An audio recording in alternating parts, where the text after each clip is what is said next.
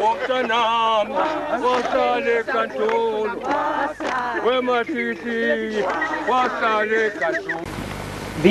column stopped approximately where we are, just as dawn was breaking.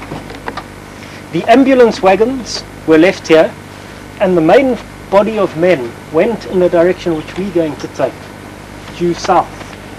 Just as a matter of interest, both General Carrington and Cecil Rhodes accompanied the column and were present at this fight. The fight started here and then extended towards the south and towards the east, to and across the Tule River. Baden Powell led a column of Cape boys across the Tule River and onto the other side, where we will be going later. There are two photographs which I'll display when we're on the rock, which were taken 100 years ago. We've spent probably 6 years trying to look for one particular rock, one very distinctive rock, without luck, until we came across Mr. Rabson Ndlovu, who's standing behind you, who managed to locate this rock. Rabson will be talking to us later on, giving his understanding of what happened, and also the names of some of the hills around here, which seem to be now named in commemoration of the battle itself.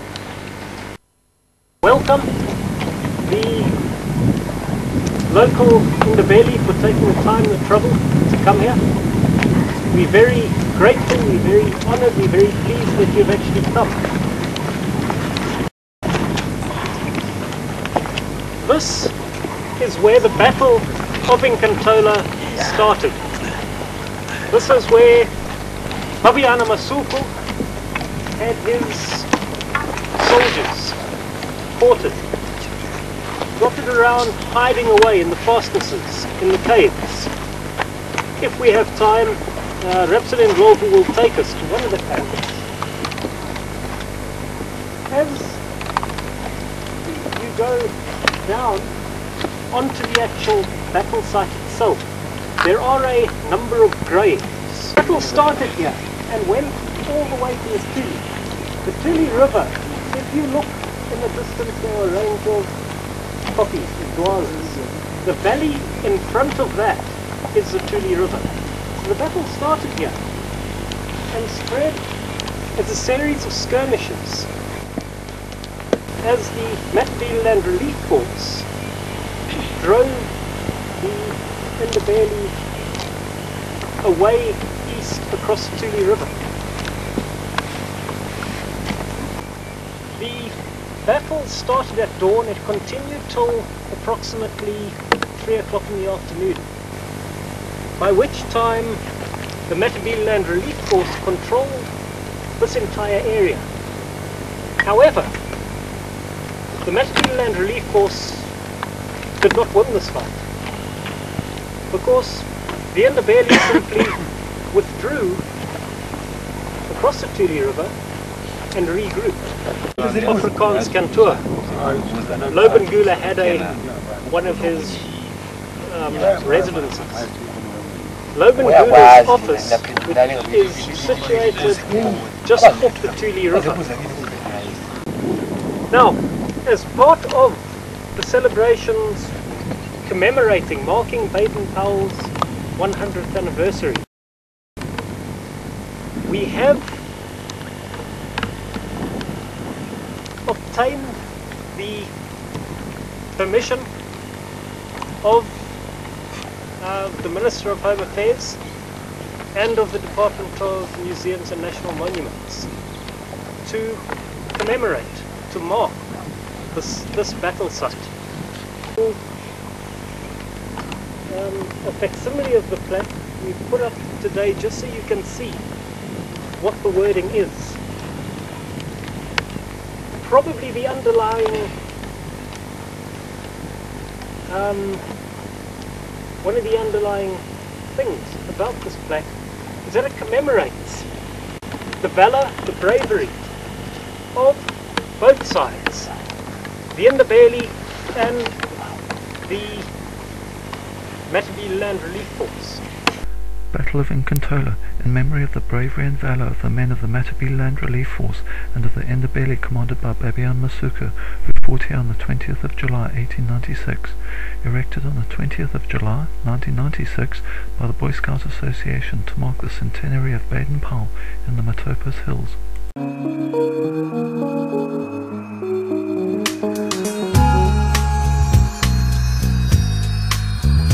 The site where we were earlier this morning, that's where the battle started. The river on your left, as we were driving here, is the Tuli River. The Tuli River really marked the boundary of the battle. Although Baden Powell, as I mentioned earlier, took a column of Cape Boys up and across the Tuli into a small open plateau, which is now covered by a dam which was constructed probably about 15 years ago. In the displays in the lodge, you'll notice a sketch Baden Powell has drawn of the Cape Boys, and it shows the Cape Boys ripping off their boots just before they're about to climb the steep rock face on the other side of the Tuli. This they did as barefoot they could scale the granite face much more easily. We'll now break for lunch. We're in the western part of the Matopos, where the first engagement occurred, the Battle of Nkantola. The outcome of the Battle of Nkantola was that the Matopos Land Relief Force, the MRF, managed to occupy the area formerly held by the Matopos, and they pushed the Matopos back over the Tuli. Now, at the same time as the Battle of Nkantola, there was a column of 500 men under the command of one Captain Tyree Lang, marching from Fig Tree in the west. The plan was that Lang would outflank any of the Nkantola rebels who were retreating to the west. But as most of you probably know, Lang himself got a very nasty surprise on the same morning that the battle at Nkantola took place. He was ambushed at breakfast by the Matopos. This was probably the most bloody fight of the rebellion in the hills. The Captain Lang's force was very lucky to have actually managed to extricate themselves. Now, Baden Powell actually writes, when they were at Nkantola, they heard firing coming from the west, and they weren't too sure what had happened.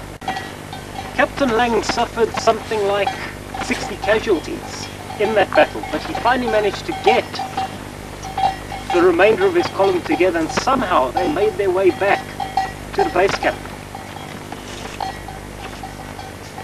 Subsequent to that, a force of 250 men led by Captain Nicholson went from the base camp back to Anungu to teach the rebels a lesson. But this column itself was very fortunate in managing to extricate itself with a certain amount of difficulty.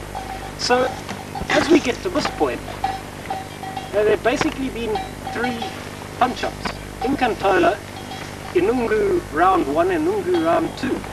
Nkantola you can probably look at as a stalemate. Okay, fair enough, the Matopos had been chased across the Tuli, and they'd merely regrouped to fight another day. At Inungu, the Matopos had won twice on the trot. So up to this point, to the end of last week in July, the Matopos Land Relief Force hadn't really been that successful.